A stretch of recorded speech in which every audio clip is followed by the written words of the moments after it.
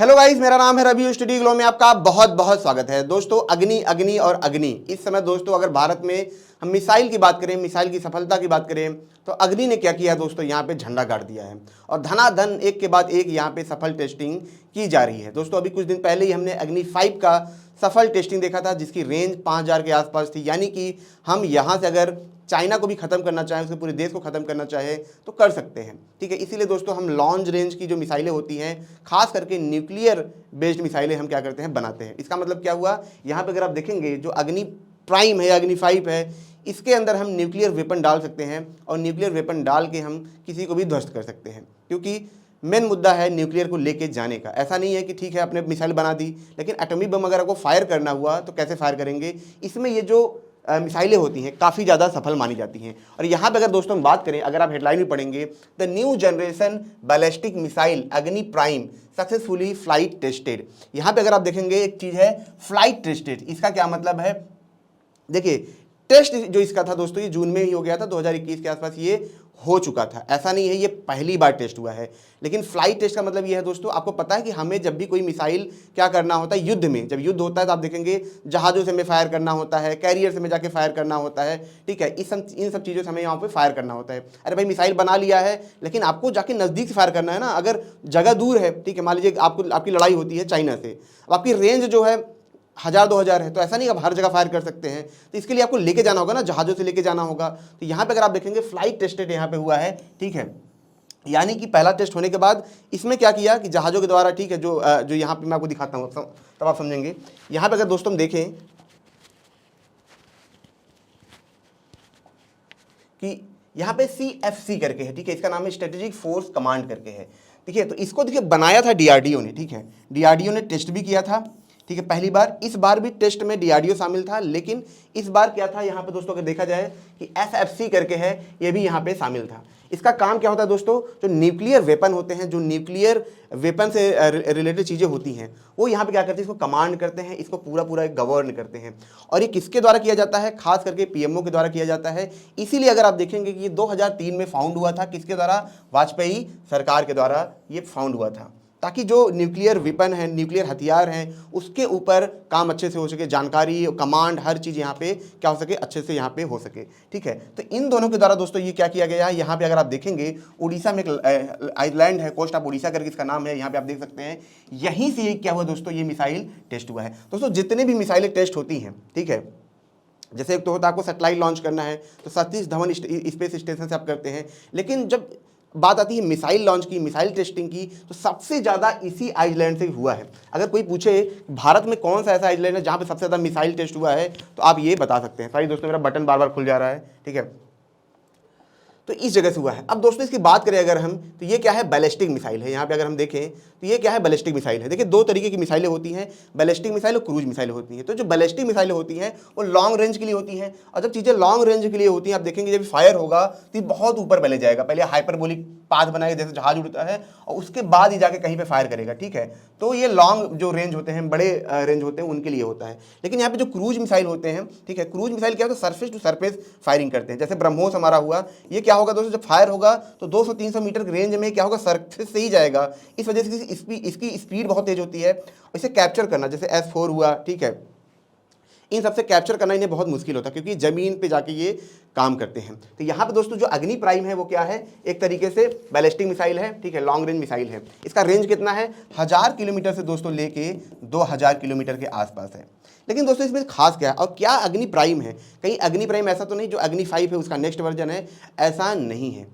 तो क्या है, सवाल उठता है ना। तो चलिए थोड़ा सा इतिहास में चलते हैं, वहाँ से आपको समझ में आएगा आखिर अग्नि प्राइम क्या है और इस अग्नि प्राइम में कुछ नया क्या किया गया है, इसको भी हम समझेंगे। लेकिन दोस्तों उससे पहले मैं आपको ये बता दूं कि हमारा फ्लो का कोर्स है, इसे आप जरूर अवेल करें। आप 2-3 साल तैयारी करते हैं, इसके बावजूद भी आपका एग्जाम क्रैक नहीं होता है। वहीं पे कुछ लोग होते हैं जो आप कितनी ही मेहनत करते हैं, आप कितना ही टाइम देते हैं, लेकिन फर्स्ट अटेम्प्ट में ही एग्जाम क्रैक कर लेते हैं। रिसर्चर ने जब ये रिसर्च किया तब जाकर उन्होंने पाया कि जो स्टूडेंट एग्जाम क्रैक करते हैं वो फ्लो की स्टेट में होते हैं, उनका माइंड फ्लो की स्टेट में होता है, जिसकी वजह से फर्स्ट अटेम्प्ट में एग्जाम क्रैक करते हैं। उन्होंने ये भी देखा कि इस फ्लो की स्टेट को हम क्या कर सकते हैं, मतलब हाइक कर सकते हैं, यानी कि कुछ थेरेपी द्वारा, कुछ मेडिटेशन के द्वारा, कुछ टेक्निक के द्वारा एक आम बच्चे के अंदर भी हम फ्लो को पैदा कर सकते हैं। और दोस्तों इसीलिए ये कोर्स हम इंडिया में लाए हैं महज 299 में, जब आप फ्लो 25 कोड आप यहाँ पे यूज करेंगे। दोस्तों एक चीज़ मैं आपको ये बता दूँ कि इसी सिल्वा मेथड के लिए यहाँ पे आप जो देखेंगे जो इसमें है, इसीलिए लोग बाहर जाते हैं, लाखों रुपए खर्च करते हैं। यहाँ तक कि माइंड वैली के वेबसाइट पर भी आप जाएंगे तो आपको दिखेगा कि ये 40 से 50 हज़ार के कोर्स आते हैं। अब दोस्तों बात करते हैं आखिर अग्नि प्राइम क्या है। ठीक है, अग्नि प्राइम को समझने के लिए थोड़ा सा हमको इतिहास समझना होगा, तब जाके हम ये समझ पाएंगे आखिर अग्नि प्राइम क्या है। ठीक है, यहाँ पर दोस्तों अगर हम देखें, ठीक है, जब एपीजे अब्दुल कलाम थे, ठीक है, तो उन्होंने एक प्रोजेक्ट शुरू किया था नंदी, फिर छोटे छोटे और प्रोजेक्ट किए थे।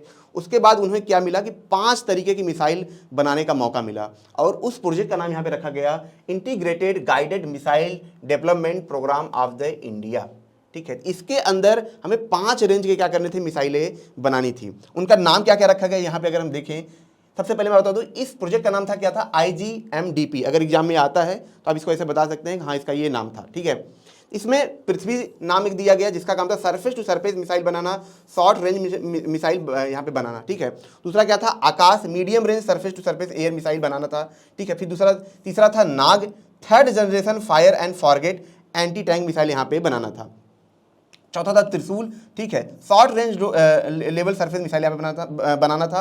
और 5वां था अग्नि। ठीक है, जैसा हम बात करते हैं जो अग्नि हमें बनाना था, तो अग्नि के अंदर दोस्तों अगर यहाँ पे आप देखेंगे तो कई रेंजेस थी। जैसे जैसे ये बनना शुरू हुआ, आप देखते हैं एडिशन आता है, बुक का कई सारा एडिशन आता है, वैसे अग्नि का भी अगर यहाँ पे देखेंगे तो अग्नि के पे बहुत सारे एडिशन आने लगे। जैसे अग्नि 1 था, अग्नि 2 था, अग्नि यहाँ पे सेकेंड 80 था, अग्नि 3 था, अग्नि 4 आया, फिर अग्नि 5 आया। लेकिन जब ये सारी चीज़ें होने लगी, जब अग्नि 5 आया, तो यहाँ पे अगर आप देखेंगे अगर हमारे पास अग्नि 5 है, अग्नि 4 है, अग्नि 3 भी है, तो अग्नि 1 2 का इतना यूज रह नहीं जाता है, क्योंकि ये इनके रेंजेस कम थे, इतने ज़्यादा हार्ड मतलब इतने बढ़िया काम नहीं करते थे। ठीक है, ये काफ़ी पुराने हो चुके थे। तो इन्हीं अग्नि 1 को और अग्नि 2 को दोस्तों यहाँ पे क्या किया गया, इनको हटा दिया गया, और इनको हटा के यहाँ पे लाया गया अग्नि प्राइम। ठीक है, अग्नि प्राइम लाया गया है। ठीक है, इसमें रेंज जो है 1000 से 2000 के आसपास है। ठीक है, यहाँ पे अगर आप देखेंगे अग्नि 1 का रेंज ज़्यादा नहीं था, तो इन दोनों का मिला के मैक्सिमम 2000 होता था, तो वो 2000 हमने यहीं पे कर लिया है। तो यही हमारा अग्नि प्राइम है। अब आप सोचेंगे जब अग्नि प्राइम ही यही है तो फिर इसमें खास बात क्या है। देखिए दोस्तों, इसमें खास बात ये है, मैं आपको दिखाता हूँ यहाँ पे। इसमें खास बात दोस्तों ये है ना कि जैसे आप देखेंगे जब कोई मिसाइल लॉन्च होता है, तो यहाँ पे अगर आप देखेंगे, यहाँ पे नीचे क्या होता है, बूस्टर लगे होते हैं। ऊपर यहाँ पे आप देखेंगे जो ऊपर वाला भाग है, यहाँ पे हम वेपन लगाते हैं, मतलब पूरा मसाला भरते हैं। तो नीचे वाले भाग में आप देखेंगे यहाँ पे डायरेक्ट ये फायर होते हैं। डायरेक्ट फायर के लिए यहाँ पे क्या होगा, मटेरियल भरा जाता है। लेकिन इसमें कभी कभी दोस्तों दिक्कत ये होती है, वहीं पे ब्लास्ट कर जाते हैं। अगर हमने मान लीजिए न्यूक्लियर वेपन हमने लगाया और वहीं पे ये ब्लास्ट कर जाए तो बहुत लोगों की यहाँ पे मौत हो जाएगी। तो इस वाले मिसाइल में क्या है दोस्तों, अगर आप देखें खास बात क्या है कि इस वाले मिसाइल में यहाँ पे जब ये लॉन्च होगा तो सबसे पहले यहाँ पे आप देखेंगे आप तो नीचे एक एयर प्रेशर करके यहाँ पे जगह होगी। ठीक है, तो गैस प्रेशर से क्या होगा, पहले उड़ेगा। ऐसा नहीं पहले ये फायर करेगा।